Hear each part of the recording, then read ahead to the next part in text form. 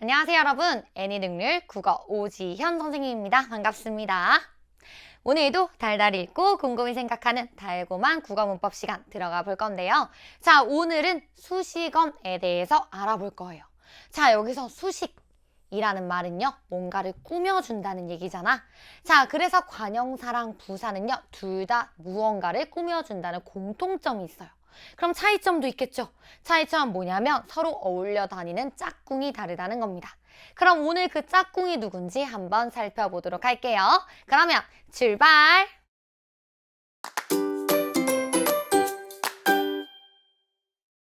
자, 그러면 오늘도 본격적으로 들어가기 앞서서 좋은 문장 필사 한번 해볼게요. 나는 날마다 모든 면에서 점점 좋아지고 있다. 자, 어떤 면? 모든 면. 자, 그럼 이 면을 꾸며주는 말이네요. 긍정에는 무한한 힘이 숨어 있다. 자, 한번 필사해 보고요. 또 넘어가 볼게요. 절대 포기하지 말아라. 포기하지 말라는 말 전체를 꾸며줍니다. 한 번 포기하면 습관이 된다. 자, 여기서 한 번은요, 포기하면 이라는 말을 또 꾸며주고 있네요. 자, 이 문장도 한번 필사해 보시고요. 자, 이렇게 오늘은요, 다른 어떤 말을 꾸며주는 말을 배워볼 겁니다. 그게 뭐냐면 바로 수식어이에요. 자, 문장에서 뒤에 오는 체언이나 용언을 꾸며주는 기능. 그러면 체언을 꾸며주는 친구가 있고 용언을 꾸며주는 친구가 있는 거예요.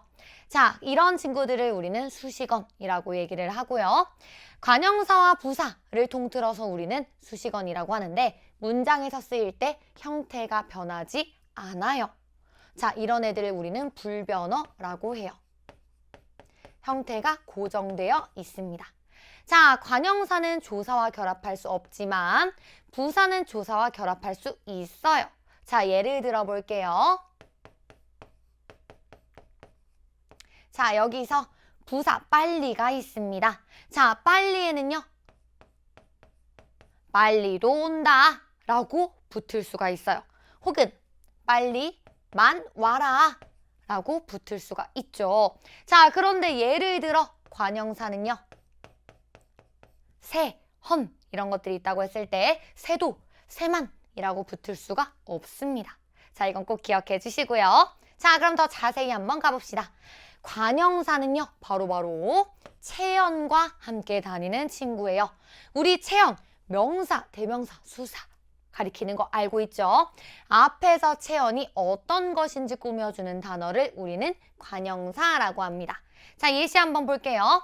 이쪽으로 가면 어떤 골목? 옛 골목이 나온대요. 그럼 이 골목이라는 명사, 즉 체언을 꾸며주고 있는 거죠. 자, 여기엔 또 세 종류가 있는데 옛, 헌, 새처럼 대상의 성질이나 상태를 나타내는 성상관형사가 있고요.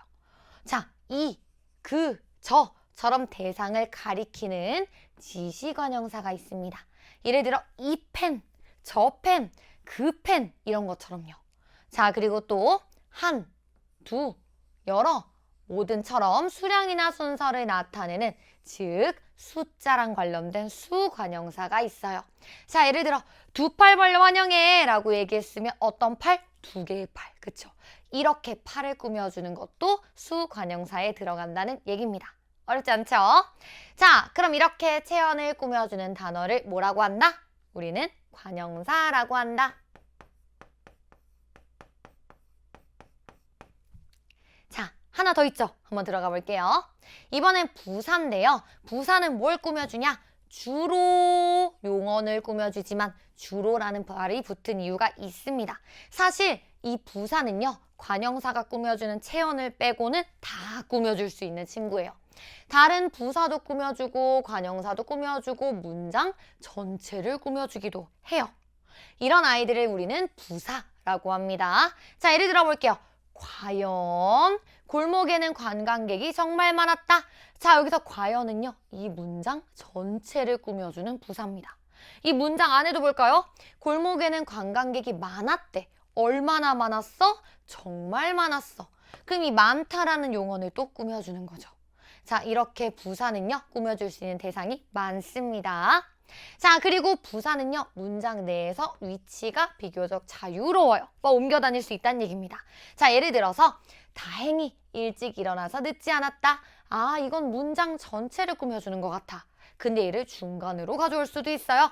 일찍 일어나서 다행히 늦지 않았다. 라고 늦지 않았다를 꾸며줄 수도 있는 거죠. 자, 그럼 이렇게 부사는 주로, 자, 주로라는 말 꼭 보셔야 돼요. 필수 아닙니다. 주로 용언을 꾸며주지만 문장 전체를 꾸며주기도 한다. 세언을 꾸며주는 건 누구? 관형사다. 이것만 알아주시면 되겠습니다. 자, 그럼 오늘 배운 내용 문제로 한번 복습해 볼게요.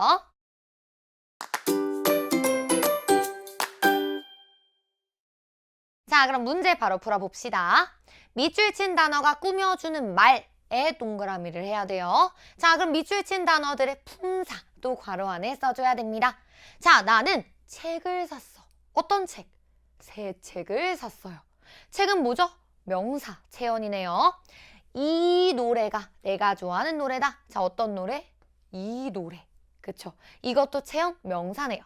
엄마가 옷을 수거해버렸어. 어떤 옷? 헌 옷. 자, 그러면 얘네들의 공통점이 뭐죠? 다 체언, 명사를 꾸며주고 있다는 겁니다. 그럼 우린 명사를 꾸며주는 애를 뭐라고 하죠? 바로 관형사라고 해요. 자, 그리고 우리는 배웠으니까 조금 더 자세히 살펴볼 수 있죠. 자, 책의 상태나 성질이니까 새는 성상관형사. 자, 노래는 노래인데 이, 그, 저 할 때 지시관형사.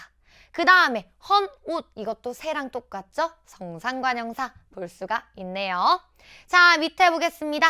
날씨가 무척 덥다. 아, 덥대. 어떻게 더워? 무척 더워. 자, 약속을 지켜. 어떻게? 꼭 지켜. 그쵸? 그 다음에 시아는 표정이 밝아. 어떻게? 늘 밝아. 자, 그럼 덥다, 지킵시다, 밝다 이거 전부 다 뭐죠? 그쵸? 용언입니다. 아, 그럼 용언을 꾸며주는 친구를 우린 뭐라고 했죠? 부사라고 했었네요. 자, 어렵지 않죠? 넘어가도록 하겠습니다. 자, 그럼 밑줄 친 부사가 꾸며주는 부분이나 단어를 찾으래. 왜냐면 우리 배웠잖아요. 부사는 꾸며줄 수 있는 대상이 굉장히 많아요. 그러다 보니까 설마 오늘 비가 오진 않겠지? 자, 여러분들 수학여행 갈 때 제일 많이 걱정되는 거잖아. 내가 열심히 옷도 사고 막 화장품도 사고 했는데 설마 오늘 비 와서 취소되는 거 아니야? 이렇게 걱정할 때. 그럼 설마가 오늘 꾸며주나요? 비가를 꾸며주나요? 오지는을 꾸며주나요? 아니죠. 문장 전체를 꾸며주는 겁니다. 그래서 문장 전체 옮겨 써주면 되겠고요. 자, 우리 반에서 하윤이가 빨리 달린대. 어떻게 빨리 달려? 가장 빨리 달린대요. 아, 그럼 여기 빨리. 이 빨리를 꾸며주는 거네요. 이 빨리는 사실 뭐냐면 얘도 부사죠. 그쵸? 달린다를 꾸며주는 부사를 또 꾸며주는 부사로 나온 겁니다. 그럼 여기에는 빨리라고 써주면 되겠네요. 자, 그럼 4번은 이 관형사를 사용해서 문장 완성하는 건데 이건 여러분들이 해볼 수 있죠? 넘어가 보도록 하겠습니다. 자, 그리고 부사도 마찬가지로 여러분들의 몫으로 남겨둘게요. 자, 그러면요. 이제 긴 글을 읽으면서 한번 관형사랑 부사 살펴볼 건데요. 자, 1번. 기역과 니은 문장에서 관형사와 부사를 찾아. 관형사에는 동그라미, 부사에는 세모 표시 해볼 거예요. 새끼줄로 묶인 지붕과 그 옆에, 그쵸? 이 옆을 꾸며주는 지시관형사 나왔네요. 까만 돌담이 정말 예뻤다. 예뻤대. 근데 얼마나? 정말 예뻤어. 그쵸? 이렇게 꾸며줄 수가 있겠습니다.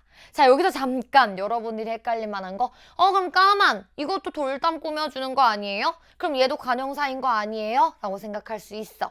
근데 우리는 오늘 배웠어요. 관형사랑 부사는 형태가 변할 수 없어요. 불변어입니다. 자, 근데 까만은요, 사실 까맣다, 까맣고, 까마니에서 또 변형된 거란 말이야. 그쵸? 그럼 우리는 이런 애들은 관형사라고 하지 않아요? 용언이라고 합니다. 네, 넘어가 볼게요. 자, 그럼 양이 푸짐해서 온 가족이. 자, 가족은 가족인데 어떤 가족? 온 가족이. 자, 먹었대요. 어떻게? 배불리 먹었대요. 자, 이렇게 우리 문장에서도 관형사랑 부사 어렵지 않게 찾아볼 수가 있겠죠? 자, 오늘 배운 내용 살짝 헷갈릴 수 있는 부분이니까 열심히 복습하도록 해요. 그럼 우리는 다음 시간에 만나도록 하겠습니다. 그럼 여러분들 안녕!